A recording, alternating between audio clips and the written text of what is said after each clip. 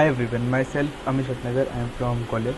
I have completed my B.Tech in Mechanical Engineering from Rustamji Institute of Technology from Gwalior itself. On 3rd of June 2022, I started online job internship program in Evision. In that program, I covered the modules like CCNA, AWS, Azure and networking and many more.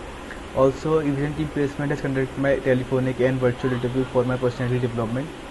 After the completion of my 3 months of program, I get an offer letter of 3 companies in which I have selected the team computers at package of 2.8 LPA in Noida. Thank you Evision for such a grateful experience in my training journey. Thank you.